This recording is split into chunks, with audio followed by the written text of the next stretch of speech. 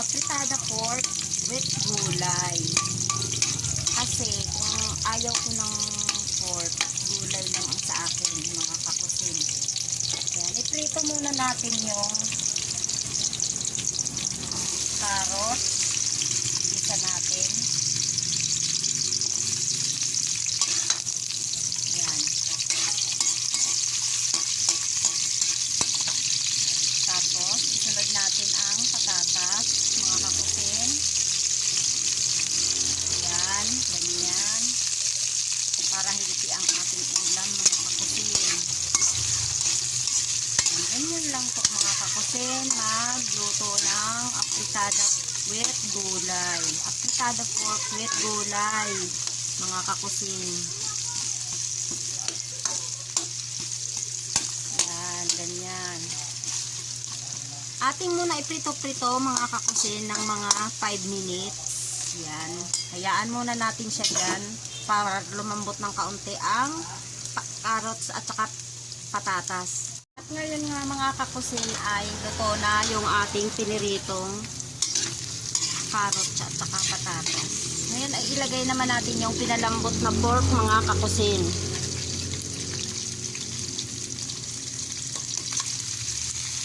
Yan.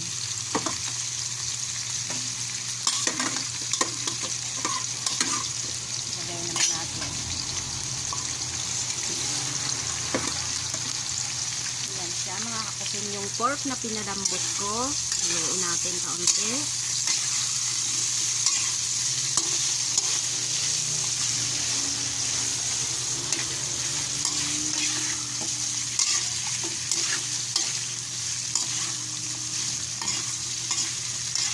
Nilagyan ko yan siya ng 4 cubes.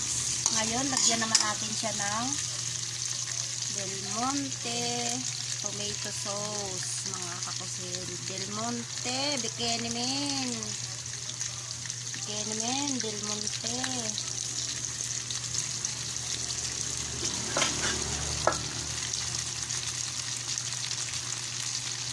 Paminta, mga kakusin. Konting seasoning. Haluin natin.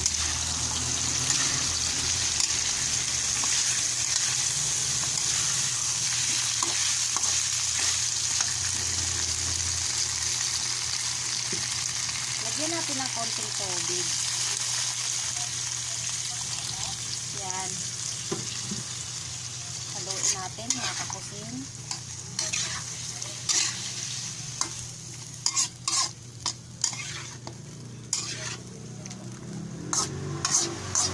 Ganyan lang, mga kakusin, magluto ng pork na healthy. Kasi kung hindi tayo pwede kumain ng karne,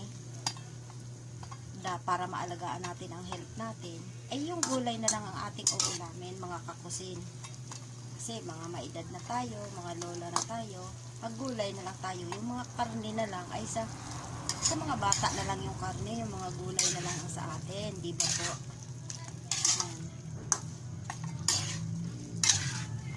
Haluin po natin. Hayaan po nating makuluan at nang maluto yung patatas at carrots.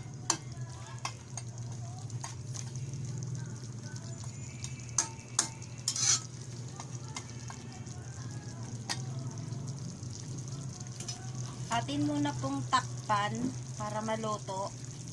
Mamaya ulit po natin bubuksan at ilalagay yung pechay pag naluto na yung carrots at patatas. At ngayon nga, mga kakusin, ay luto na ang patatas at ang carrots.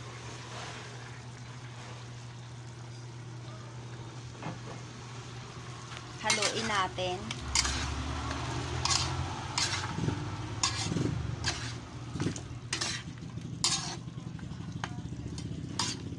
Yan, ang sarap ng hitsura niya. At ilagay na rin natin yung pechay, mga kakusin.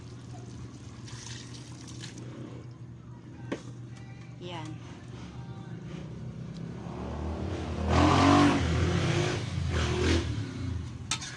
Yan, mga kakusin, oh. Yummy.